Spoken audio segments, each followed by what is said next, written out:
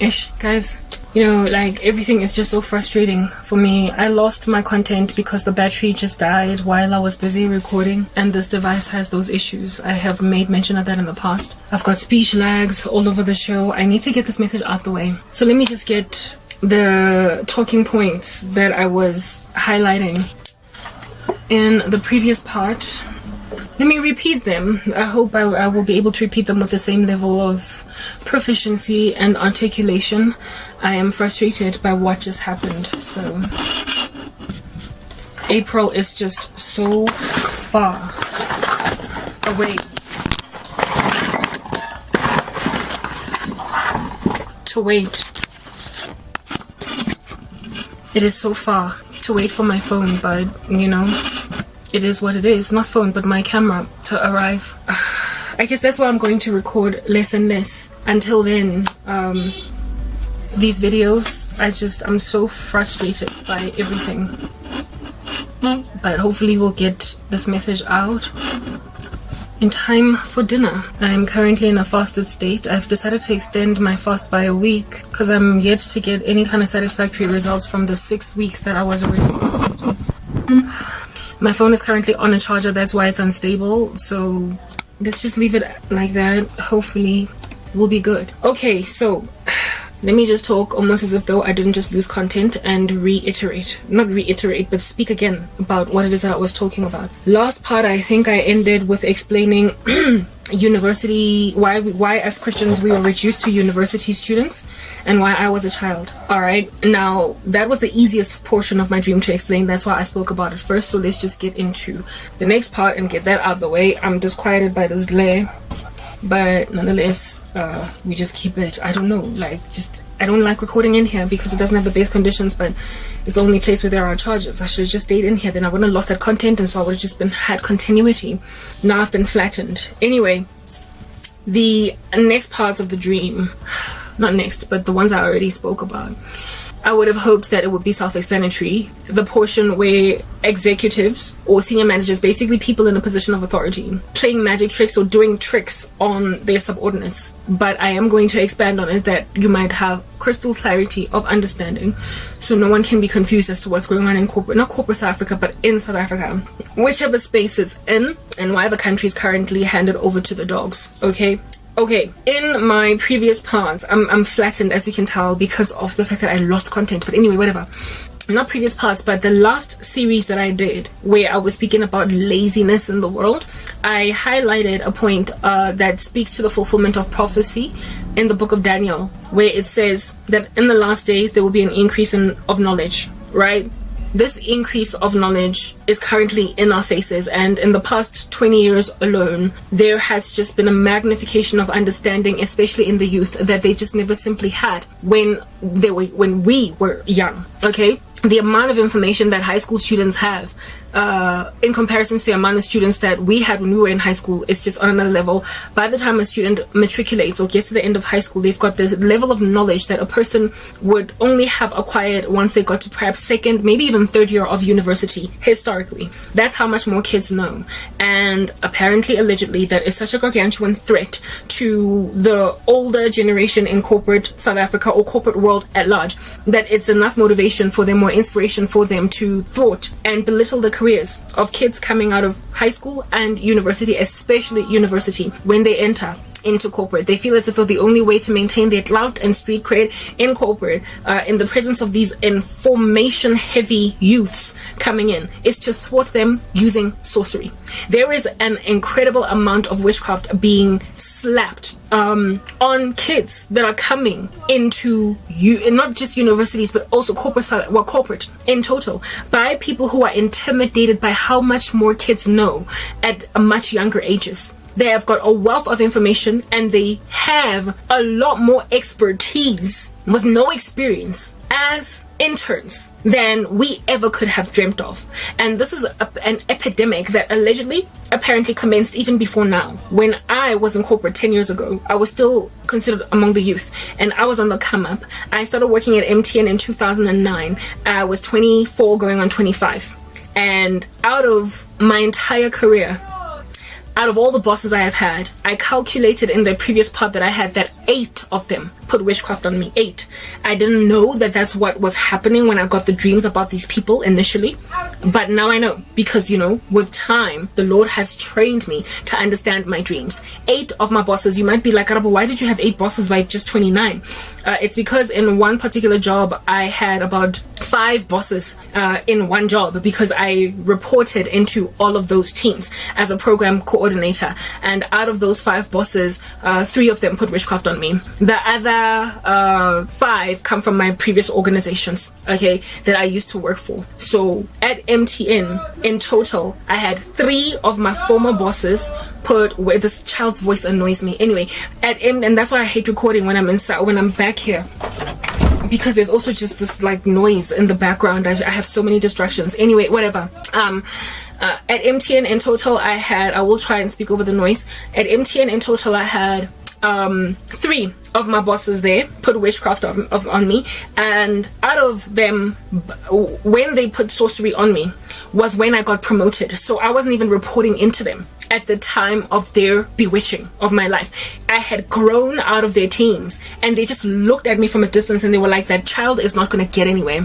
3 of my former bosses put witchcraft on me, and then another 2 did not so much bewitch my career, but they actively sabotaged it in a way that was very observable. It was obvious to everybody. They did not use witchcraft, they just used unsavory business practices, tactics, below the belt backstabbings, obviously throwing me under the bus in a way that everybody to this day, if they were honest with themselves, they can testify to the veracity of that. So in total at MTN, 5 of my bosses destroyed my career. And then the rest of them that did put witchcraft on me were from my former organizations. Apparently, allegedly, Karabo is not the only one suffering with such ill fate. Apparently, allegedly, according to the Holy Spirit, this is happening across corporate South Africa, where people that have been in the game for a little while longer are so intimidated by the youth coming in because of this burgeoning of knowledge on the world scale. They're so scared of the youth that rather than just let the people grow or in and of themselves become better at what they do, that they might not be intimidated by kids, they are actively bewitching, thwarting kids with spiritual means. They are destroying futures in corporate of kids. They are utterly shattering children. Do you understand? I call them children because that's what they are to us.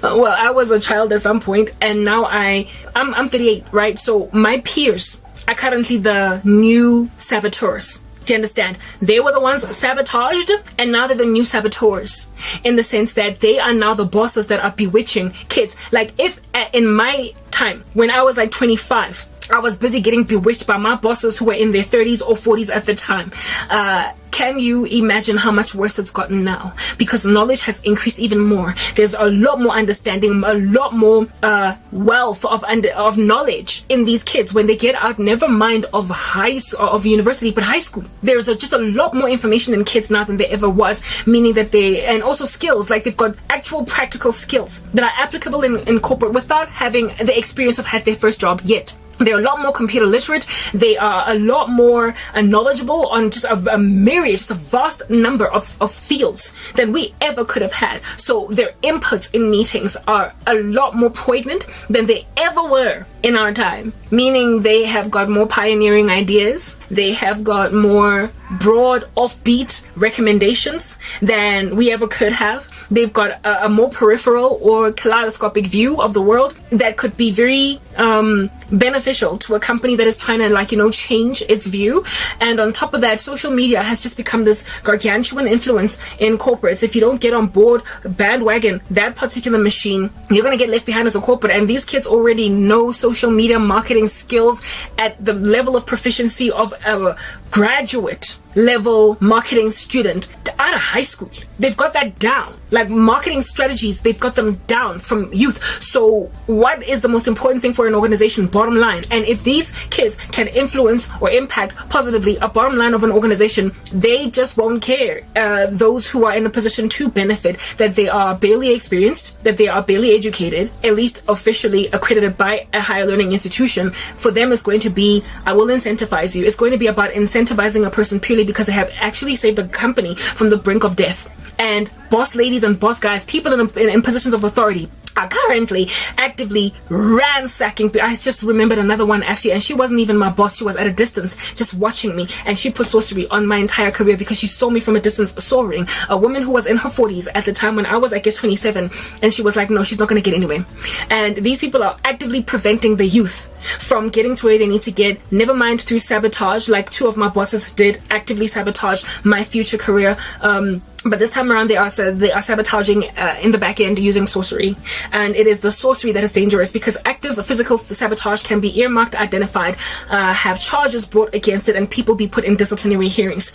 So that you can nip it in the bud, and there will always be such antics in corporate happening all over the show. People trying to trip each other up with unsavory business practices. You can always bring some kind of recourse on that illegal activity, unlawful and unregulated activity, right? You can always bring some kind of recourse against it, but it is very rough to bring recourse against a boss that has sabotaged you using sorcery. And it's so prolific that it is actively decimating the economy of South Africa. Our unemployment rate among the youth is astronomical, when the youth are by far the best people to be in the workforce at present. And what is happening is that bosses are doing this deliberately.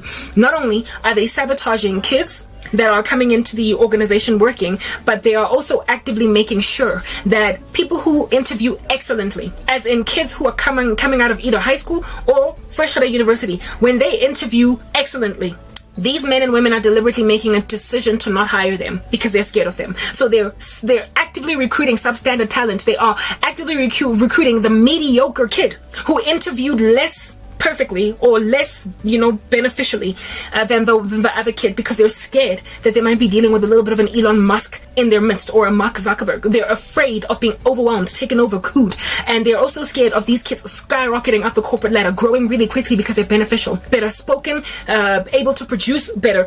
Guys, the evidence is on YouTube. Only go look at YouTube. Like these social media marketers, these influential kids that have got entire careers on YouTube, they are their own bosses. They don't do corporate South Africa. Look at just how much better they are at doing videos, and just how much more proficient they are, how much more professional they are at producing high quality content than older content creators. They are good at what they do, and they only are able to succeed at that level, basically at that level of an executive. Okay, only because they have decided to break away and do their own thing. So imagine then dealing with there's this one dude, he could be like no older than 23. He's got baby skin still like crawling all over his face, all right? And he does financial literacy videos on YouTube. I don't think he's never ever been to university. He is self-taught, okay? I don't know his name. If I knew his name, I would actually highlight, tell you who he is. This young man has got like something like 4 million subscribers on YouTube, and his delivery of his product is so stellar. It is so crystal clear. It is so perfect that it could indeed map that of an executive in corporate. The executive of which you cannot be that thing organically at the age of 23. Taken seriously, no matter how good you are in corporate, you can't. No matter how good you are, they will force you to do 5 years first. They will force you to do 10 years first. They will force you to put in the time first before you can ever be considered for an executive position. This young man is better than most execs I have seen, but he's under 25, definitely under 25.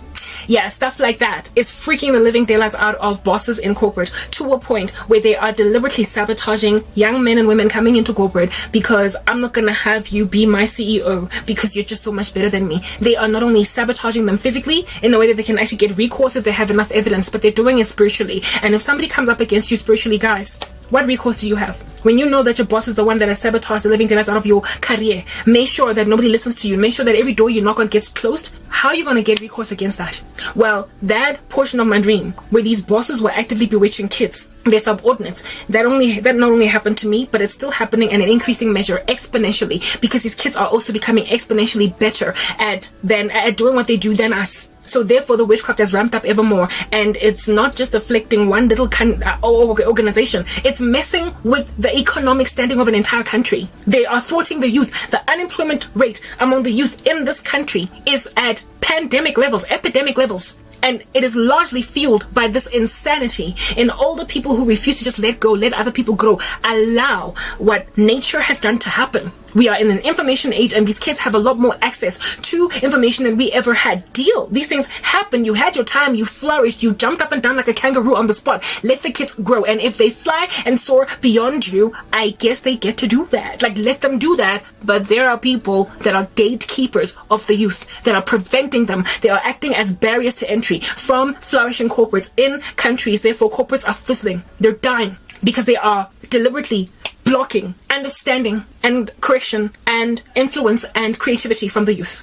Next part.